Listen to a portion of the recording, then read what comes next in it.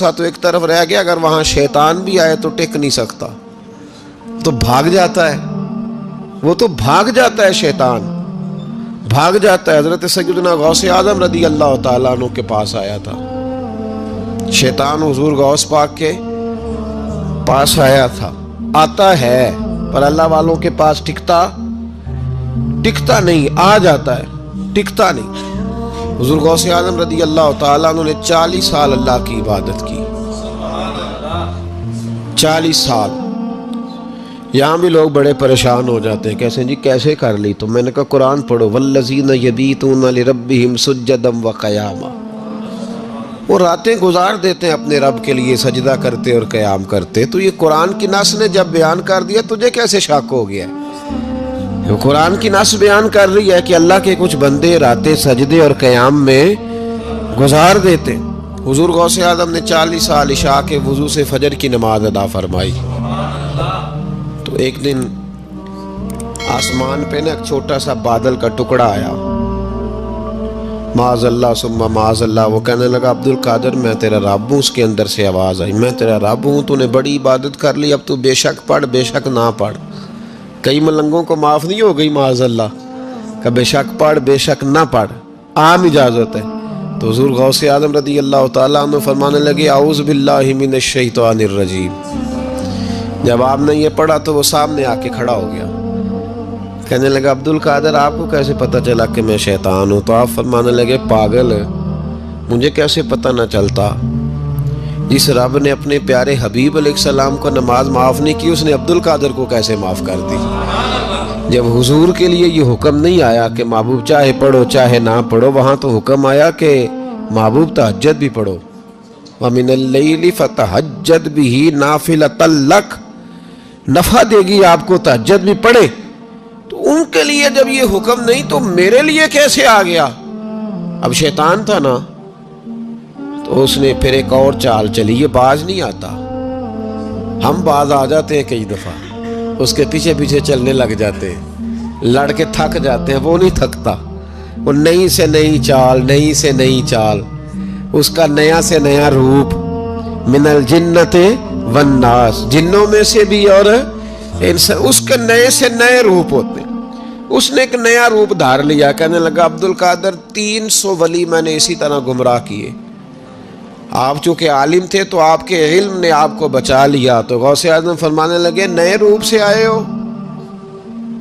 کہنے لگا 300 میں نے گمراہ کیے، یہ تو آپ عالم تھے تو بچ گئے، آپ جانتے تھے تو بچ گئے، میں نے 300 گمراہ کیے۔ تو حضور غوث اعظم فرمانے لگے پھر گمراہ کرنے لگے ہو نیا روپ دھار کے؟ مجھے میرے علم نے نہیں بچایا، مجھے اللہ کے فضل نے بچایا ہے۔ کئی عالم بھی تو گمراہ ہو جاتے ہیں نا، مجھے میرے علم نے نہیں بچایا، مجھے میرے اللہ کے فضل نے بچایا ہے۔ میرے بھائی، میرے عزیز طریقت کے مسافروں، یاد رکھو، سمجھ لو اس بات کو کہ وسوسہ آتا ہے۔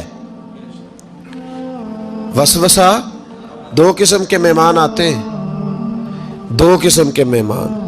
ایک مہمان وہ آتا ہے جو آتا ہے تو بندہ توجہ نہیں کرتا، وہ خود کہتا ہے اس نے نہیں میری طرف توجہ کی، وہ مہمان چلا جاتا ہے، پتہ نا آپ کو۔ اور جس کو بندہ اٹھ کے سینے سے لگائے اور اس کے ساتھ گفتگو شروع کر دے، وہ مہمان جاتا ہے تو بیٹھا رہتا ہے، وہ تو نہیں جاتا۔ تو وسوسہ آتا ہے، جو تو توجہ نہ کرے اس کا چلا جاتا ہے، اور جو سینے سے لگا لے، سوچنے لگ جائے، غور کرنے لگ جائے، اس کا وسوسہ بیٹھ جاتا ہے، اسی کے پاس رہتا ہے، دوستانہ کر لیتا ہے، کئی دفعہ تو بالکل مکان ہی ساتھ بنا لیتا ہے، ہر وقت کوئی نہ کوئی بات کان میں، ہر وقت کوئی نہ کوئی بات کان میں۔ کیوں وسوسہ آتا ہے؟ تجھے کیسے آ گیا؟ جس کا یقین کامل ہو اسے وسوسہ کیسے آئے؟ جس کی توجہ سیدھی ہو اسے وسوسہ نہ چھڑ یار دا بوہا، نہیں تے ہو جاویں گا روگی، جیڑی بکری اجڑوں وچھڑی او بگیاڑا جوگی۔ یہ تو بھئی تو اگر اندر رہتا، صحبت کے اندر رہتا، چھتری کے نیچے رہتا، تو پھر وسوسہ تجھے کیسے وسوسہ کس طرح تیرے پاس آیا؟ وسوسہ اس کے پاس آتا ہے جو وسوسے کی جانب توجہ کرتا ہے۔ بہت زیادہ لوگوں کو بدگمانی ہونے لگی ہے، بہت زیادہ وسوسے آنے لگے ہیں، بہت زیادہ خیال ہونے لگا ہے، بہت زیادہ توجہ ہونے لگی ہے، بڑی लोगों का मेयार इस तरफ जाए, हर चौथा आदमी आके कहता है बुरे ख्यालात आते हैं। क्यों भाई बुरे ख्यालात आते हैं, कैसे आ गए? हमारा तो दिल ही एक है और दिल में यार भी एक है, दूसरे के लिए जगह ही कोई नहीं, तो वसवसा कैसे आएगा? हम तो उसके दीदार से आज तक फारिग नहीं हुए, तो गैर की तरफ देख कैसे लिया? ये कैसे हो गया? मुमकिन कैसे हुआ? अपने आप को समेटें, इन वसवसों से अपने आप को बचाएं, इन पर कतई तौर पर कोई तवज्जो न दें। और अगर कभी आ भी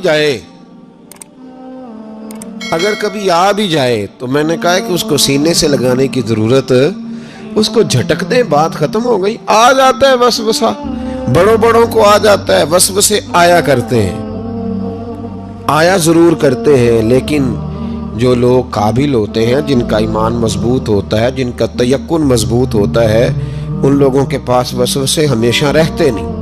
एक अहम बात इस्लाह की जो समझनी बड़ी जरूरी है, आपके लिए बड़ी जरूरी है। आपने ये गौर करना है कि वसवसा आता कहां से है। कोई नहीं समझ आई आपको मेरी बात की? नहीं आई होती तो आप बड़ी दूर पहुंच चुके होते। सर्दी बड़ी ज्यादा थी कमरे में, तो कहीं से हवा आ रही थी ठंडी, तो अब ठंड बड़ी लग रही थी, तो बंदे ने फौरन उठ के भला क्या करना होता है? नहीं, वो पता नहीं कितों आ रही बारी दी, तो अभी गाली है ना जी। अगर तो खिड़की से आ रही है तो किसको बंद करेंगे, और अगर दरवाजे से आ रही है तो जी, और अगर छोटे बच्चे ने पंखा चला दिया तो जी, चल पंखा रहा है, बंदा सारा दिन दरवाजा बंद करता रहे। समझना है आपने बात को। आपने उस दरवाजे को बंद करना है जहां से वसवसा